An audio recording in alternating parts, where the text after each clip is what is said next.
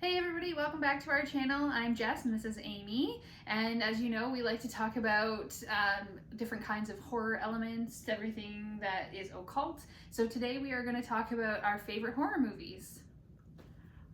We had a whole conversation before starting this video about, wait, there's so many good movies. So many. So we could make this video over and over again. We're going to try to do our top three.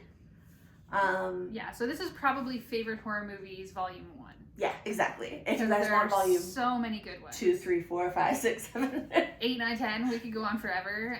We don't want to make this video too long, so we decided we'd narrow it down to our top 3. My third favorite horror movie of all time is The Exorcist. So I imagine that all of you have seen this movie. This is not a new movie. I've never seen it. You've never seen The Exorcist? No. Oh my god. Okay, so basic rundown of The Exorcist. A little girl finds a Ouija board in the basement, plays around with it, horror ensues. But what's really scary about this movie, and the reason that I think that it holds up to this day, is not actually necessarily the demon elements and the possession elements, so much as it is the 70s hospital elements. So for the first portion of the movie, the mom of the daughter is trying to figure out what's wrong with this kid. So they think it's something medical. So they're taking her for all these tests, but they're really, really terrifying 70s hospital tests.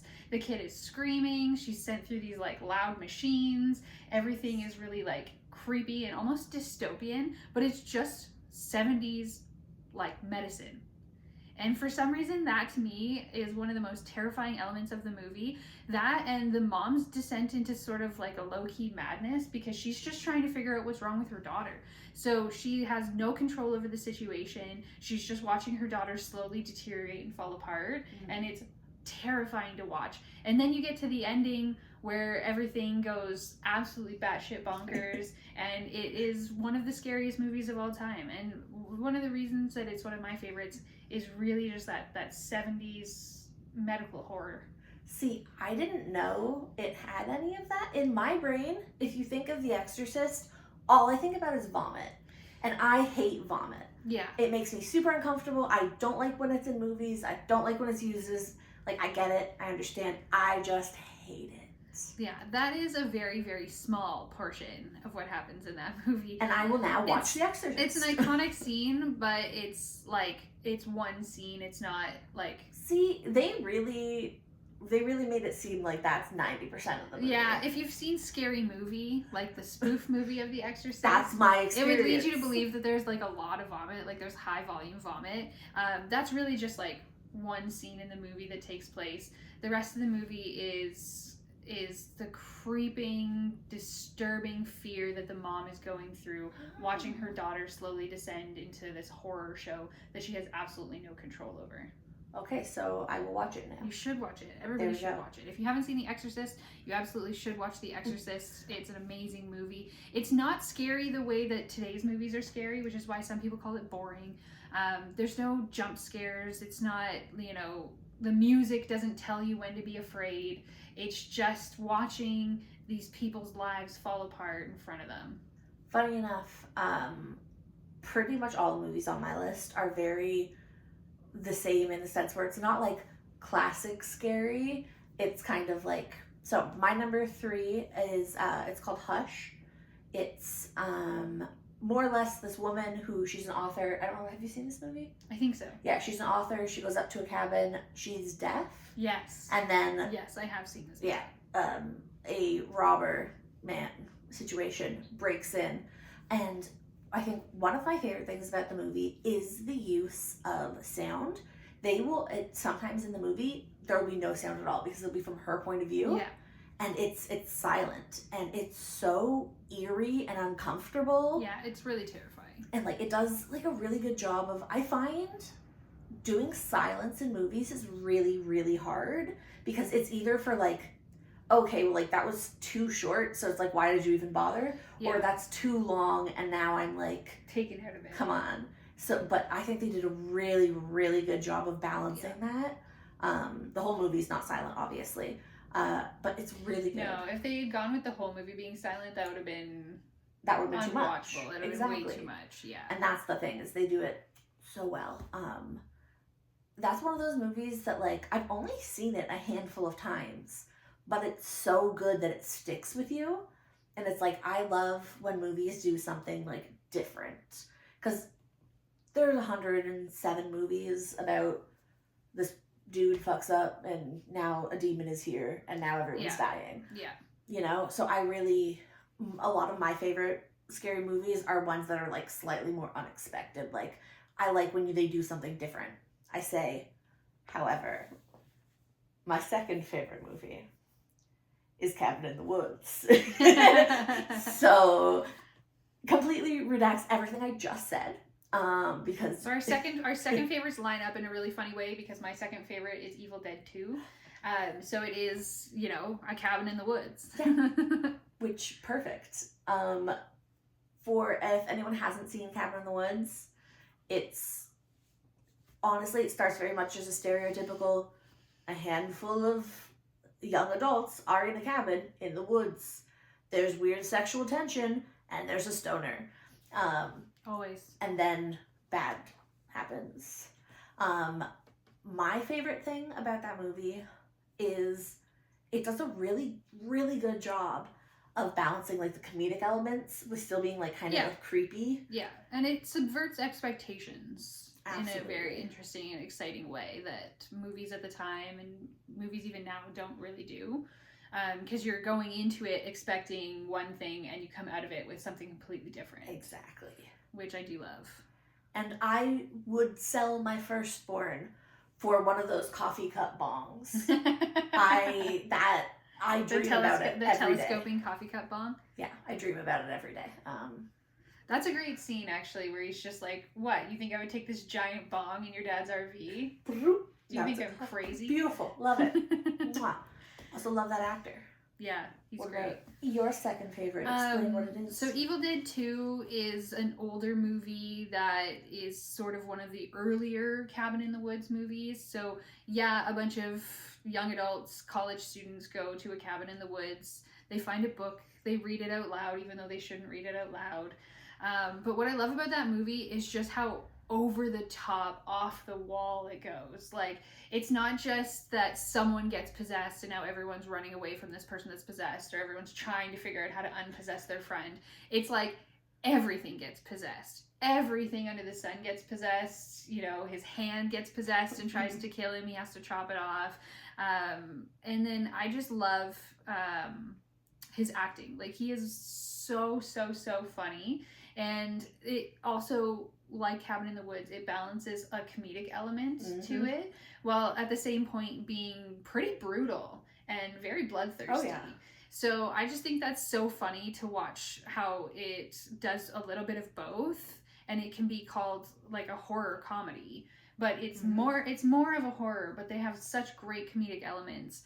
And, you know, the stuff on the walls is alive and talking to him, things are chasing him around, like and it devolves into not a final girl, which is really interesting. So that subverts expectations as well, because there's, you know, a younger sister, there's a girlfriend, you expect that they're gonna go one way, but it doesn't devolve into a final girl. Very fair. Oh no, guys, I totally forgot about one of my favorite movies of all time, and now it's not in my top 3, but tune into part 2 if you want to hear about that movie. Tune into part 2. It's so funny, when we were trying to decide what we were going to talk about in this video and like which horror movies, there's so many that are so good that I actually had to call my fiance and ask him what my favorite horror movie was, because I couldn't think of what it was. And as soon as he said it, I was like, oh, of course you're right. That is absolutely my favorite horror movie of all time. And that movie is The Thing. The one that has Kurt Russell in it. I believe it's from the 80s. Yes. I believe. Kurt Russell in the most amazing hat you'll ever see in the history of cinema. And it's, you want the hat as much as I want the coffee I want ball. the hat. I want that hat so bad. And he just looks so cool in it. I don't know what it is. But so it's a bunch of explorers out in Alaska, I believe they are. And so they're all trapped up there. It's the middle of winter, a big storm's coming, there's no way for them to leave. And the next thing they know, there is a dog that runs into their camp, and the dog's being chased and shot at for reasons unknown at this time. And a bunch of people kind of run into the camp, get shot. the dog gets moved in with the other dogs and terror ensues. Yeah. The first time I watched that movie, it was quite late in life, and nobody given me any sort of warning before. Oh, no? No. So I went into that 100% blind. If you've seen The Thing, you'll know that there's a scene with all those dogs that I, to this day, cannot watch. So that part of the movie is not my favorite. It exists for an important reason. Yeah. It pushes the plot forward. It's actually really important to the movie, but I can't watch it. I literally close my eyes. I plug my ears because you can hear the dogs. It's just, if you're a dog lover, there is a scene in that movie that you're going to want to skip over. But honestly, still watch the movie. Still worth watching the movie. Still watch the movie. The movie's totally really worth it. Good. But skip over that scene. That scene is just it's a lot. It's a lot to deal with. But one of my favorite things about that movie is not necessarily the monster. The monster's great. They did an amazing job. A lot of practical effects. I love a goopy practical monster.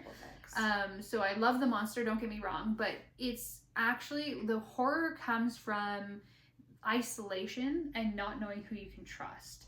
So there's a part in the movie where Kurt Russell is talking about how nobody can trust anybody anymore. Everybody's eating everything out of cans. So these people are trapped in the middle of nowhere, having no concept of who around them is still themselves and who isn't. And that's where the real horror elements come from. But also the cinematography of that movie, everything is like camera flares. Everything's got this like blue hue to it, and it's absolutely beautiful. Like, it's just so gorgeous to watch. And then you add in the practical effects, you add in the exact right amount of lighting, the exact right amount of darkness, and you get just a perfect movie. As you can see, as soon as he said it, she was like, right. Yeah. I love that movie. Love it. My favorite is not in the same realm. My favorite is actually called The Circle, not to be confused with the Netflix reality show.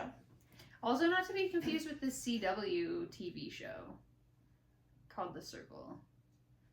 Maybe I don't remember. I don't know. Which is about like a bunch of high school witches or something. Oh, yeah. Okay. Yes. So again, not the most unique title. So yeah. But I am a huge theater person. I've did theater all throughout high school.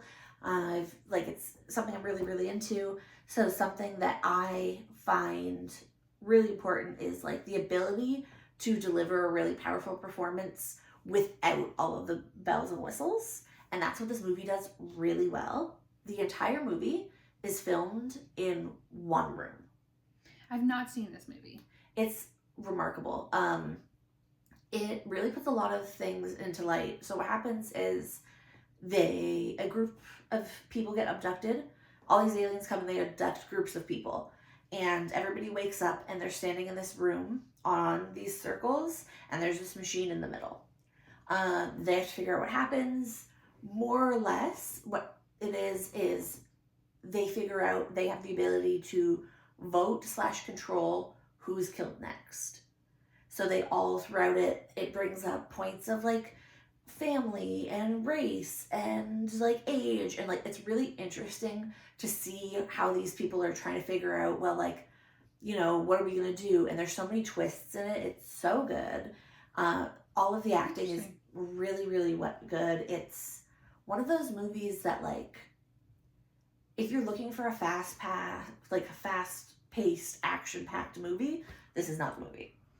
This is not the vibe. Then go watch The Thing if that's what you're looking for. Exactly. But if you're looking for something that'll, like, stick with you and you'll finish watching the movie and you'll be like, what the hell? Hold on. And just, like, think about it for a couple days. This is the movie. It's so good. I tell everybody to watch it. Nobody can find it because it's such an obscure movie. I think it's on Netflix. Okay. But it's, I love that movie so much. Funny enough, so like the creature, it's like a robot, but not, it's a part of the spaceship. The thing in the middle of the room, it's just like this domed thing and it's got this red circle on it. And I love this movie, so I was watching it, and then I went for a sleep apnea test because it runs in my family. And the creepy little camera, once they turn all the lights off, is just this little red circle in the corner of the room. And I was like, uh-oh. Never gonna sleep. Literally, I just stayed awake staring at it until eventually, I guess I fell asleep. I got like 4 hours of sleep. It was a bad time. That sounds terrible. I'm not gonna get into it, but if you want a movie that sticks with you, I'll hold on to this one for another video. But if you want a movie that really sticks with you, that it messed me up for days, go watch Hereditary. Have you ever seen Hereditary? No, I've heard a lot of really good things about it, but I've just like... That movie messed me up. Like, I could not stop thinking about it for days. It messed me up. So I'll get into that one in another video when I'll go into more detail about it. But if you're looking for a horror movie that just kind of messes you up for a couple of days, go watch Hereditary. Fair. Yeah, I'm good. I think that I am still kind of on the side of horror movies where I prefer them to be, I guess, closer to thrillers rather than horror movies. In the sense where I'm like, give me things that'll make me feel icky without like a bunch of blood and guts and gore. No, Hereditary doesn't have a bunch of blood, guts, and gore. And demons. Leave the demons alone. Yeah. Listen. We're good without the demons. We'll leave the demons where the demons should be. Leave the demons where they go. If you guys don't already know this, that's the kind of stuff we do believe in. So we believe in ghosts and demons and being cursed and things like that. So we're very much, if you find a spooky book in the middle of the forest, maybe don't read it out loud. Or if you're going to read it, at least like put a ring of salt. Make sure you have sage. Like, be smart about it if you're going to read the demon book. I lean more towards just don't read it. At the very least, don't read it out loud. Yeah. Like, if you're going to read... If you see Latin, close it and walk away. Yeah.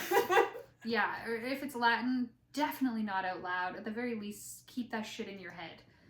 What are you speaking it out loud for? You're just asking for trouble. Every time we watch a horror movie together, we're sitting here going, stop, you absolute, no, we would not be doing that.